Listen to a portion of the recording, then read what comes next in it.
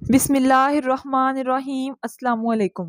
حضرت صالح کی اونٹنی اور اللہ کا عذاب۔ حضرت صالح علیہ السلام نے بھی ہود علیہ السلام کی طرح اپنی قوم کو نصیحت کی، لیکن انہوں نے بھی اسی طرح کفر کیا جس طرح قوم عاد نے کیا۔ حضرت صالح علیہ السلام نے اپنی قوم کو ڈرایا اور دھمکایا، اس پر وہ مقابلے پر اتر آئے اور کہنے لگے اگر تو سچا ہے تو کوئی معجزہ لے آئے، لیکن وہ معجزہ ہماری مرضی کے مطابق ہو۔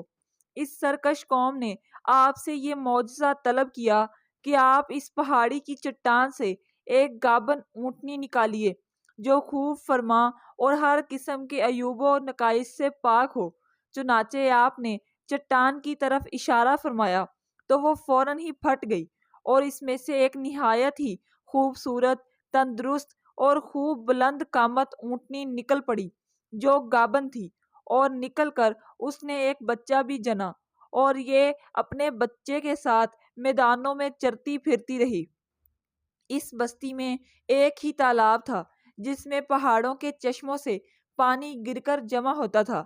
آپ نے فرمایا اے لوگو، دیکھو یہ معجزے کی اونٹنی ہے، ایک روز تمہارے تالاب کا سارا پانی یہ پی ڈالے گی اور ایک روز تم لوگ پینا۔ پھر آپ نے قوم سمود کے سامنے یہ تقریر فرمائی کہ اے میری قوم، اللہ کو مانو، اس کے سوا کوئی معبود نہیں۔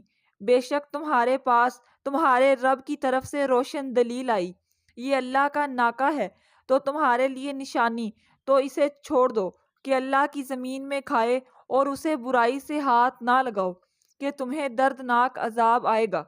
چند دن تو قوم سمود نے اس تکلیف کو برداشت کیا کہ ایک دن ان کو پانی نہیں ملتا تھا، کیونکہ اس دن تالاب کا سارا پانی اونٹنی پی جاتی تھی۔ اس لیے ان لوگوں نے طے کر لیا کہ اس اونٹنی کو قتل کر ڈالیں۔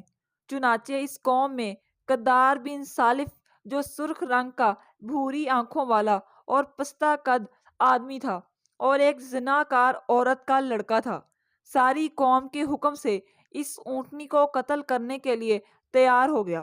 حضرت صالح علیہ السلام منائی کرتے رہے، لیکن قدار بن سالف نے پہلے تو اونٹنی کے چاروں پاؤں کو کاٹ ڈالا، پھر اس کو ذبح کر دیا، اور انتہائی سرکشی کے ساتھ حضرت صالح علیہ السلام سے بے ادبانہ گفتگو کرنے لگا۔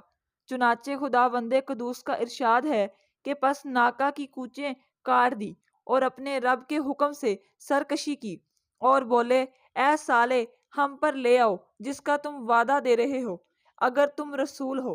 اس پر صالح علیہ السلام نے کہا کہ اچھا، اب تم 3 دن تک اپنے گھروں میں رہ لو، اس کے بعد تم ہلاک کر دیے جاؤ گے۔ وہ لوگ ڈرنے کی بجائے صالح علیہ السلام کو دھمکیاں دینے لگے، اگر تو سچا ہے تو لے آ عذاب ہم پر۔ اس کے بعد وہ مشورہ کرنے لگے کہ آج رات صالح علیہ السلام کو بھی مار ڈالو۔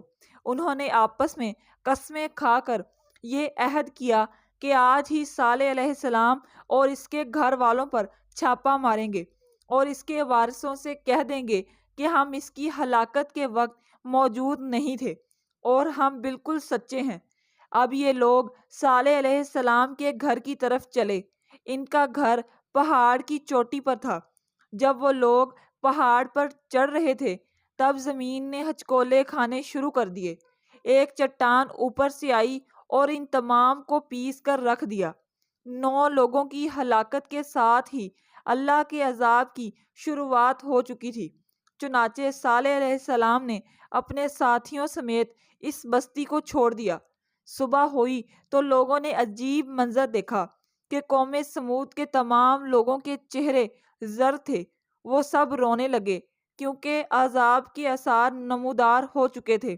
دوسرے دن تمام کے چہرے سرخ اور تیسرے دن سیاہ ہو چکے تھے۔ یہ منظر دیکھ کر سب چیخ کر پکارنے لگے اور اپنی قبریں کھودنے لگے۔ اب انہیں یقین تھا کہ عذاب کا وعدہ برحق تھا۔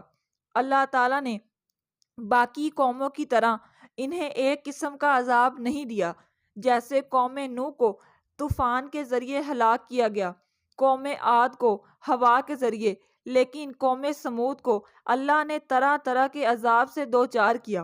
اس لیے کہ انہوں نے اپنی مطلوبہ شرط پوری ہونے کے باوجود ایمان قبول نہیں کیا تھا۔ عذاب کی ابتدا زلزلے سے ہوئی، جس کی وجہ سے وہ لوگ اپنے گھروں میں اوندے کے اوندے پڑے رہ گئے۔ پھر آسمان سے زوردار کڑک کی آواز آئی جس نے ان کے بھیجے پھاڑ کر رکھ دیے۔ ایک ہی لمحے میں وہ ایک ساتھ ڈھیر ہو گئے۔ ان کی حالت اللہ تعالیٰ یوں فرماتے ہیں، اور قوم سمود کے حال میں نشانی ہے۔ جب ان سے کہا گیا کہ ایک وقت تک فائدہ اٹھا لو تو انہوں نے اپنے پروردگار کے حکم سے سرکشی کی، سو ان کو کڑک نے آ پکڑا اور وہ دیکھ رہے تھے۔ پھر وہ نہ تو اٹھنے کی طاقت رکھتے تھے اور نہ ہی مقابلہ کر سکتے تھے۔ اس قوم کے آثار آج تک باقی ہیں۔ مدینہ منورہ کے شمال مغرب میں ان کے گھر موجود ہیں۔ اب یہ علاقہ مدائن صالح کے نام سے مشہور ہے۔ سورہ نمل میں اللہ تعالیٰ فرماتے ہیں، سو یہ ان کے گھر ہیں جو ان کے ظلم کے سبب ویران پڑے ہیں، بے شک اس میں دانش مندوں کے لیے عبرت ہے۔ اللہ نے ان کے گھروں کو نشانی کے طور پر باقی رکھا تاکہ آنے والوں کے دلوں میں کسی قسم کا شک نہ رہے۔ ہجرت کے وقت حضرت صالح علیہ السلام نے فرمایا کہ میں نے تم لوگوں کی خیر خواہی چاہی، لیکن تم لوگ خیر خواہوں کو پسند نہیں کرتے۔